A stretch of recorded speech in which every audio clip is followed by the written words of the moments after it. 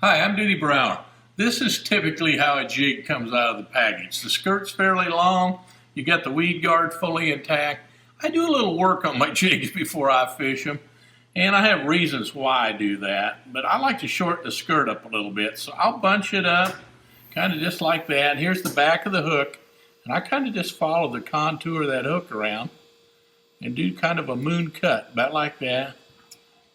And what that does is it helps the bait obviously flare when it hits the bottom, but it also exposes the trailer a little bit more that you use. Let me put this rage chunk on here and it kind of shows you what I'm talking about. When I thread that on, you can see now I've got that skirt trim to where as the bait's falling, none of the strands are interfering with the action of the legs. If you have the skirt too long, it can keep the action kind of hidden.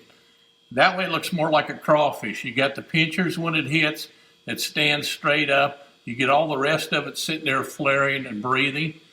The other thing I do is I get up here on the weed guard, and I don't really shorten the weed guard a whole lot, but I do like to tape that top little corner off right there, and that just makes the bait a little more compact, makes it a little easier to hook those fish.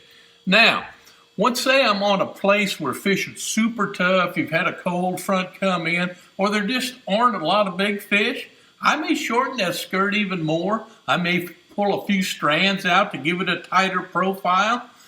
Or let's say I'm fishing an area where there's nothing to get hung up on, you know, a shell bed, just a gravel bank, whatever. A weed guard, you know, is almost like a fish guard. If it gets too stiff, it's gonna, make it harder to get that hook to penetrate. So don't be afraid to take a few strands of this and, use your scissors and cut them out. Makes it your weed guard just a little bit weaker, makes it easier to hook fish. Or if you're fishing real light line, the weed guard, can keep you from getting hook penetration. So take a few strands of the weed guard out.